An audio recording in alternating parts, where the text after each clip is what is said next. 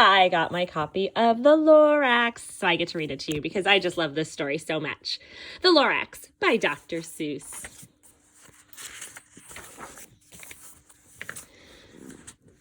At the far end of town, where the grickle grass grows, and the wind smells slow and sour when it blows, and no birds ever sing excepting old crows, is the street of the lifted Lorax. Look how gloomy and gross and polluted and that looks. Not so fun.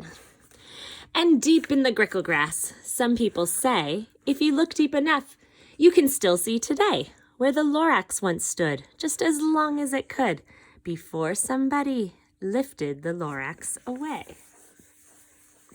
What was the Lorax, and why was it there? And why was it lifted and taken somewhere from the far end of town where the grickle grass grows? The old Onceler still lives there. Ask him.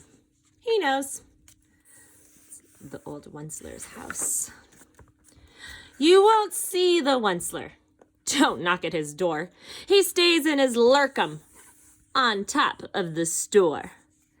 He lurks in his lurkum cold under the roof, where he makes his own clothes out of muffeted moof. And on special dank midnights in August, he peeks out of the shutters, and sometimes he speaks and tells how the Lorax was lifted away. He'll tell you, perhaps, if you're willing to pay. On the end of a rope, he lets down a tin pail, and you have to toss in 15 cents and a nail, and the shell of a great-great-great-grandfather snail. Then he pulls up the pail, makes a most careful count to see if you've paid him the proper amount. Then he hides what you've paid him away in his snuvy, his secret strange hole in his grovelous glove. Then he grunts, I will call you by whisper my phone, for the secrets I tell are for your ears alone. Sloop. Down sloops the whisper-ma-phone to your ear. And the old Onceler whispers are not very clear, since they have to come down through a snurgly hose, and he sounds as if he had smallish bees up his nose. Now I'll tell you, he says, with his teeth sounding gray, how the Lorax got lifted and taken away. It all started way back, such a long, long time back. Oh, look how beautiful this page is. Way back in the days when the grass was still green and the pond was still wet and the clouds were still clean and the song of the swami swans ran out in space, one morning I came to this glorious place. And at first I saw the trees, the truffula trees, the bright-colored tufts of the truffula trees, mile after mile in the fresh morning breeze. And under the trees I saw brown barbaloots frisking about in their barbaloot suits as they played in the shade and ate truffula fruits. From the rippleless pond came the comfortable sound of the humming fish humming while splashing around.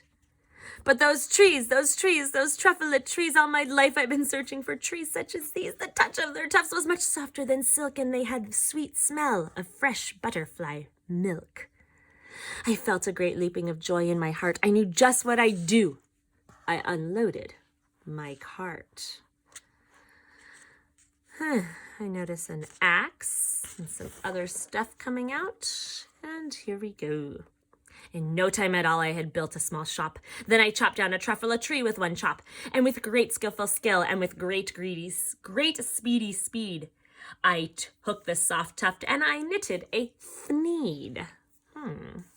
There he is knitting with his green arms. The instant I'd finished, I heard a gazump. I looked, I saw something pop out of the stump of the tree I'd chopped down. It was sort of a man. Describe him, that's hard, I don't know if I can. He was shortish and oldish and brownish and mossy, and he spoke with a voice that was sharpish and bossy. Mister, he said with a sawdusty sneeze. I am the Lorax. I speak for the trees. I speak for the trees have no tongues, and I'm asking you, sir, at the top of my lungs. He was very upset as he shouted and puffed. What's that thing you've made out of my truffula tuft? Look, Lorax, I said, there's no cause for alarm. I chopped just one tree. I am doing no harm. I'm being quite useful. This thing is a thneed. A thneed's a fine something that all people need. It's a shirt, it's a sock, it's a glove, it's a hat, but it has other uses. Oh yes, far beyond that. You can use it for carpets, for pillows, for sheets, or curtains or covers for bicycle seats. The Lorax said, Sir, you're crazy with greed. There's no one on earth who would buy that fool thneed. What do you think? But the very next minute I proved he was wrong, for just at that minute a chap came along, and he thought that the thneed that I'd knitted was great. He happily brought it for $3.98. I laughed at the Lorax. You poor stupid guy. You never can tell what some people will buy. I repeat, cried the Lorax, I speak for the trees. I'm busy, I told him. Shut up, if you please. I rushed across the room in no time at all. Built a radio phone. I put in a quick call. I called all my brothers and uncles and aunts, and I said, listen here. Here's a wonderful chance for the whole Wensler family to get mighty rich. Get over here fast. Take the roads to North Nitch. Turn left at Wee Hawkins, sharp right at South Stitch. And in no time at all, and in the factory I built, the whole Wensler family was working full tilt. We were all knitting thneeds just as busy as bees to the sound of the chopping of truffula trees. Here's our Lorax right here. Then, oh baby, oh how my business did grow. Now chopping one tree at a time was too slow, so I quickly invented my super axe hacker, which whacked off 4 truffula trees at one smacker. We were making thneeds 4 times as fast as before, and that Lorax, he didn't show up anymore. But the next week he knocked on my new office door. He snapped, I am the Lorax who speaks for the trees, which you seem to be chopping as fast as you please, but I'm also in charge of the brown barbaloots who played in the shade in their barbaloot suits and happily lived eating truffula fruits. Now, thanks to your hacking my trees to the ground, there's not enough truffula fruit to go round, and my poor barbaloots are all getting their crummies because they have gas and no food in their tummies. So here he is in his The Wensler-in-Chief private. And here are the brown barbaloots with hurt tummies. They love living here, but I can't let them stay. They'll have to find food, and I hope that they may. Good luck, boys, he cried, and he sent them away. I, the Wensler, felt sad as I watched them all go. But business is business, and business must grow, regardless of crummies and tummies, you know. I meant no harm. I most truly did not, but I had to grow bigger, so bigger I got. I biggered my factory, I biggered my roads, I biggered my wagons, I biggered the loads of the thneeds I shipped out. I was shipping them forth to the south, to the east, to the west, to the north. I went right on biggering, selling more thneeds, and I biggered my money, which everyone needs. Notice the trees are going away. The sky is getting darker. Then again he came back. I was fixing some pipes when that old nuisance Lorax came back with more gripes. I am the Lorax. He coughed and he whiffed. He sneezed and he snuffled. He snargled, he sniffed. Wensler, he cried with a cruffulous croak. Wensler, you're making such a smogulous smoke. My poor swami swans, why they can't sing a note. No one can sing who has smog in his throat. And so, said the Lorax, please pardon my cough.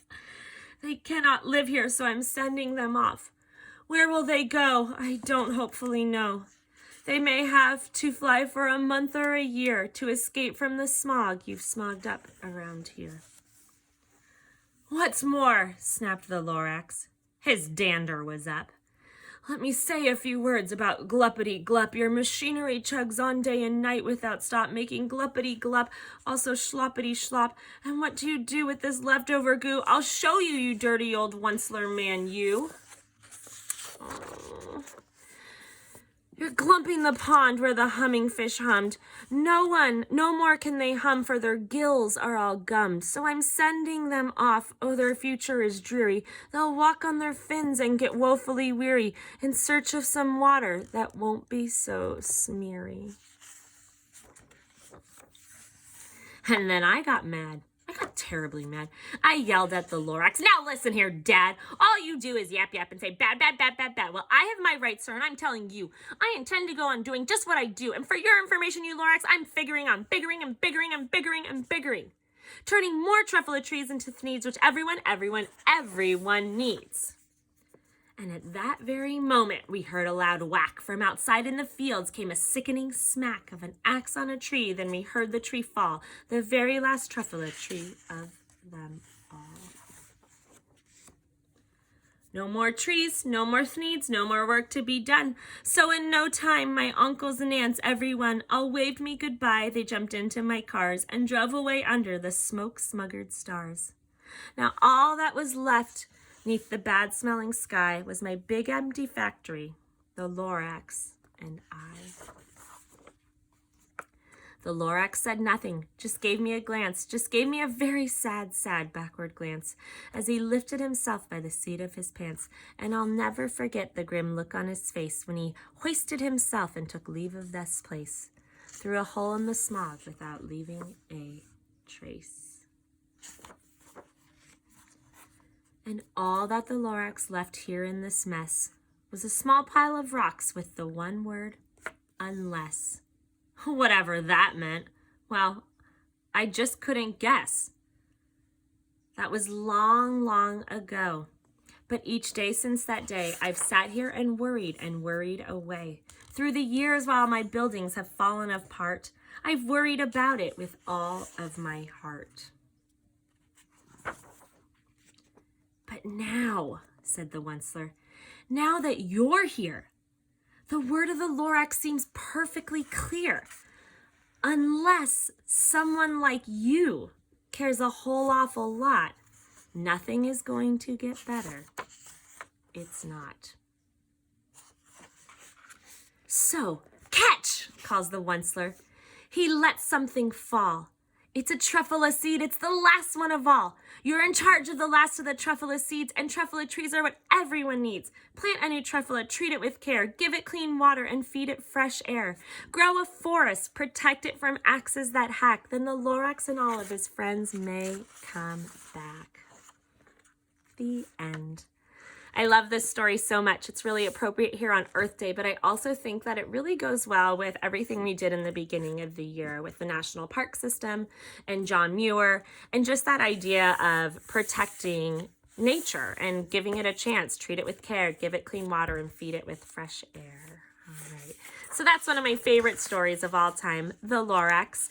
If you're up for my challenge was to find a rock, write, draw, paint the word unless on it, and plant it somewhere out in the streets near your house or in your yard, just so that when you see that word unless, you can remind yourself that unless someone like you cares a whole awful lot, nothing is going to get better. It's not. The end.